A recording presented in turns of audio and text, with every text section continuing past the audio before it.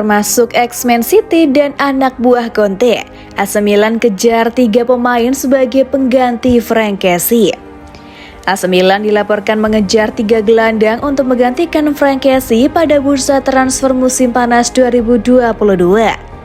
Geliat transfer AC Milan di bursa transfer musim panas 2022 sepertinya belum akan berhenti. Usai berhasil mendatangkan Charles De Ketelaere dan Divock Origi, AC Milan kini dilaporkan tertarik untuk mendatangkan 3 pemain sebagai pengganti Frank Kessie. Ketiga pemain yang semuanya berposisi sebagai gelandang itu adalah Seko Fofana, Pape Matar Sarr, dan Adrien Tameze. Tentu, jika ingin merekrut 3 pemain tersebut, Rossoneri harus menyiapkan dana yang besar.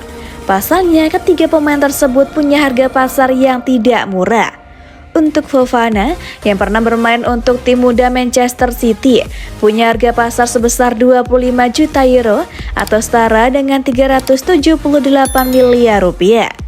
Sebuah harga yang pantas didapatkan oleh Fofana yang kini berkostum Lens, mengingat dirinya sudah pernah bermain selama 4 musim di Liga Italia bareng Udinese.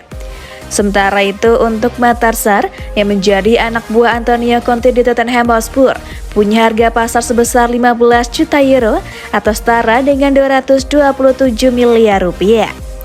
Dilansir dari Football Italia, Sarr adalah prospek yang menarik bagi AC Milan dan telah dipantau selama beberapa bulan oleh Rossoneri.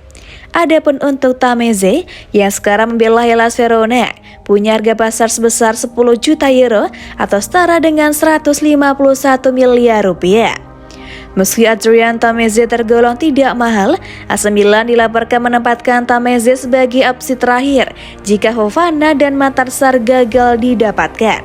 Seperti diketahui, Kessie memutuskan untuk cabut dari AC Milan usai 5 tahun berkarir di Rossoneri. Gelandang asal Pantai Gading itu bergabung dengan Barcelona di jendela transfer musim panas 2022.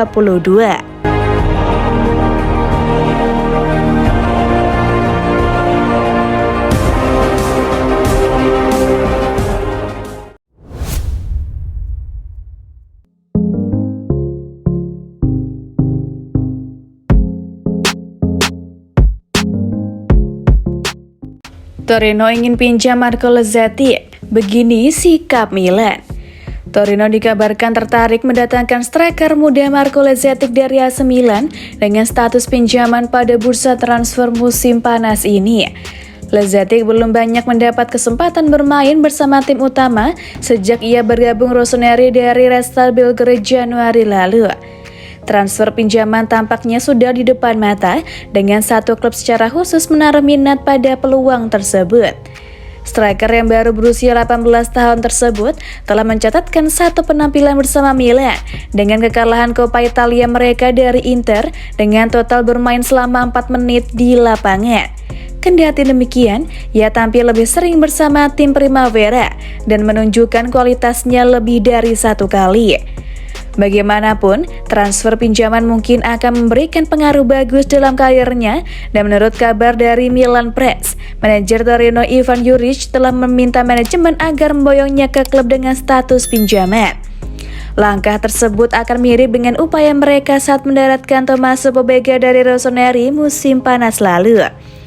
Milan sendiri sangat terbuka dengan solusi tersebut, tetapi mereka ingin menunggu pulihnya Divock Origi. Olivier Giroud merupakan satu-satunya striker yang mereka miliki saat ini tanpa memperhitungkan Ante Rebic, dan karena itulah Stefano Pioli ingin mempertahankan Lozeti di skuadnya. Pada kenyataannya, Charles serba bisa tersebut berhasil mencetak brace dalam pertandingan persahabatan melawan Pergoletes Minggu 7 Agustus kemarin yang sukses dimenangkan timnya dengan skor telak 7-1.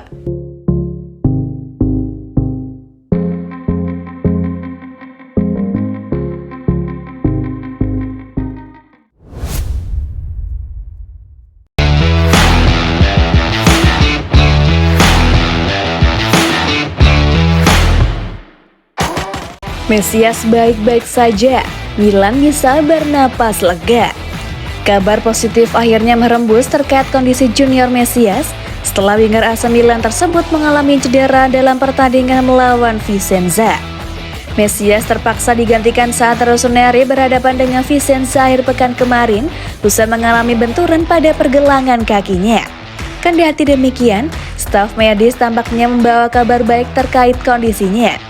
Pemain asal Brazil tersebut merupakan salah satu bintang yang bersinar bersama Milan pada laga tersebut, mengingat ia berhasil mencatatkan namanya di papan skor dengan tandukan yang bagus. Ia juga tampil apik dalam duel 1 lawan 1 dan pramusim ini jelas cukup positif bagi sosok yang statusnya baru dipermanenkan raksasa Serie A tersebut. Banyak yang khawatir saat winger 31 tahun tersebut ditarik keluar dan dengan pertandingan pembuka Serie A-nya tinggal 1 pekan lagi. Hal tersebut selalu menjadi masalah. Beruntungnya, informasi terkini positif datang dari staf medis Rossoneri. Menurut pemberitaan dari Antonio Vitiello, Mesias sudah merasa jauh lebih baik dan ditegaskan bahwa cedera yang dialaminya hanya benturan pada pergelangan kakinya. Mantan bintang Crotone tersebut tidak akan perlu menjalani pemeriksaan lebih lanjut, yang berarti ia kemungkinan besar akan bisa tampil saat Milan membuka musim ini dengan menghadapi Udinese. Kendati demikian, masih perlu dilihat apakah ia bisa tampil sebagai starter atau harus mengawali duel dari bangku cadangan Stefano Pioli.